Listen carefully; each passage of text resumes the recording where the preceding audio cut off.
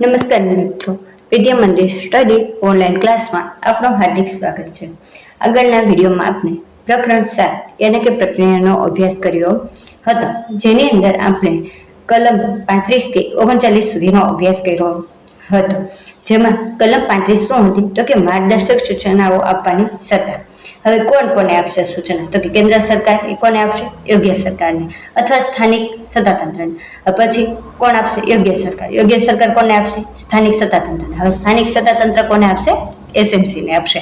આ રીતે એને માર્ગદર્શક સૂચના આપવાની સત્તાની વાત થઈ હતી।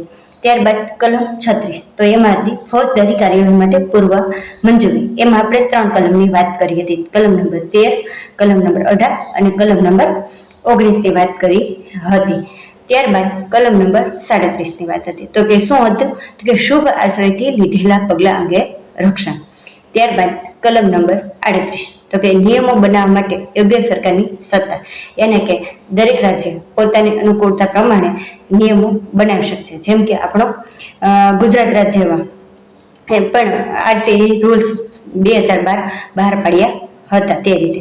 અને કલમ 39 હતી તે 2012માં ઉમેરવામાં આવી હતી અને એ 3 વર્ષ માટે જ હતી આ કલમ।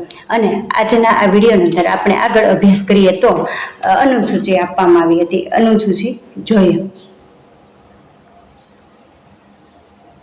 તો કે અનુસૂચિ તો કલમ 19 અને 25 ને અનુરૂપ રહેશે। તો કે પેલું છે શિક્ષકોની સંખ્યા, પ્રાથમિક એટલે કે ધોરણ 1 થી 5 માટે વિદ્યાર્થીની શિક્ષકોની સંખ્યા કેટલી હશે એમ। તો કે દાખલ કરેલા બાળકો 60 સુધી, જો ધારો કે 60 સુધી બાળકો હોય તો શિક્ષકો કેટલા મળશે? 2 રહેશે। 61 થી 90 વચ્ચે રહેશે તો કેટલા શિક્ષકો મળશે? 3 શિક્ષકો। અને 91 થી 120 વચ્ચે હશે તો 4 શિક્ષકો। અને 120 થી વચ્ચે હશે તો 5 શિક્ષકો। અને 150 બાળકોથી વધારે હોય તો 5 તો શિક્ષકો વત્તા એને શું મળશે? 1 મુખ્ય શિક્ષક મળશે। અને જો 200 બાળકોથી વધારે હશે તો શિક્ષક વિદ્યાર્થીનો ગુણોત્તર શું રહેશે? મુખ્ય શિક્ષક સિવાય 40 થી વધશે નહીં, એને કે 1:40 થશે। આ રીતે એનું પ્રમાણ રહેશે। પણ ધારો કે અહીંયા તો આપણને સંખ્યા આપી હોય તો ધારો કે કોઈ એવી સ્કૂલ છે કે એની અંદર બાળકોની સંખ્યા 25 જ છે તો શું તેને 1 જ શિક્ષક મળશે? તો કે ના, ત્યાં પણ 2 શિક્ષક હશે। આ તો ક્રાઇટેરિયા તમને આપી દીધેલો છે કે ભાઈ જો બાળકોની સંખ્યા એટલી હશે તો એને 2 શિક્ષકો એટલા મળશે। હવે આગળ જોઈએ આપણે ધોરણ 6 થી 8માં વાત કરીએ તો શિક્ષકોની સંખ્યા કઈ રીતે હશે? તો કે વર્ગ દીઠ ઓછામાં ઓછા 1 શિક્ષક, જેથી નીચેના દરેક વિષય માટે ઓછામાં ઓછા 1 શિક્ષક રહેશે। હવે એને ક્યાં ઓછામાં ઓછા 1 શિક્ષક વિષયના? તો ગણિત અને વિજ્ઞાનનો 1 શિક્ષક, પછી બીજો સામાજિક વિજ્ઞાન અને ત્રીજો ભાષાનો। આ શિક્ષક તો એને રહેશે ને રહેશે। હવે એ સિવાય શું હશે તો કે પ્રત્યેક 35 બાળકો માટે ઓછામાં ઓછો 1 શિક્ષક એને મળવા પાત્ર થશે। જ્યારે ઓલામાં શું રેશિયો હતો? 30 નો, અને પછી કેવું થાય છે? 40 નો, 40 થી વધશે નહીં। હવે આગળ જોઈએ તો કે બાળકોના પ્રવેશ 100 થી વધારે હશે, એટલે કે 100 કરતા વધશે ત્યારે શું થશે? તો કે 1 પૂર્ણકાલીન મુખ્ય શિક્ષક હશે અને નીચેના માટે અંશકાલીન પ્રશિક્ષક હશે। તો કે એમાં આવશે કયા વિષયનો પ્રશિક્ષક આવશે? કલા શિક્ષણ, આરોગ્ય અને શારીરિક શિક્ષણ અને કાર્ય શિક્ષક હશે તે આવશે। હવે ત્યારબાદ છે તો કે વર્ષ 2022માં આના ઉપર અનુસૂચિમાં સંશોધન થાય છે। આપણે કુલ સંશોધનો કેટલા થયા હતા? તો કે પહેલા આપણે કલમોમાં સંશોધન થયા હતા તો કે 2012માં થયા હતા, પછી 2017માં અને 2019 એ કુલ 3, અને અનુસૂચિમાં જે સંશોધન થાય એમ કુલ મળી આરટીઈ એક્ટ માં કુલ 4 સંશોધન થઈ જાય છે। તો હવે 2022માં શું સંશોધન થયું હતું? તો કે ખાસ શિક્ષણ માટે ધોરણ 1 થી 5 માટે શિક્ષક વિદ્યાર્થીનું પ્રમાણ કેટલું હશે? 10 વિદ્યાર્થી સામે 1 શિક્ષક મળશે। જ્યારે ખાસ શિક્ષણ માટે ધોરણ 6 થી 8માં વિદ્યાર્થીનું શિક્ષકનું પ્રમાણ કેટલું રહેશે? તો કે 15 વિદ્યાર્થી સામે 1 શિક્ષક રહેશે. આ સંશોધન 2022માં થયેલું છે. એટલે કુલ ટોટલ 4 સંશોધન થશે. કલમોમાં 3 અને 1 અનુસૂચિમાં, એટલે કે આરટી એક્ટમાં કુલ મળી કેટલા સંશોધન થયા? તો 4 સંશોધન થયા છે.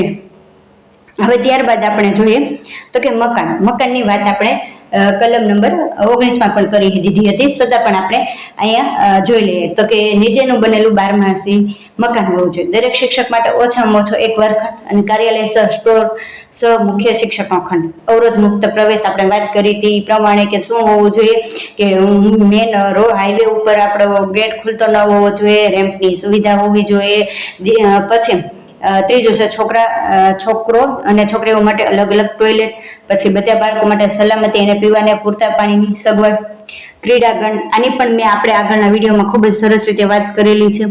હવે શાળામાં મધ્યાહન ભોજન યોજનાનું ભોજન રંધાતું હોય તે રસોડું.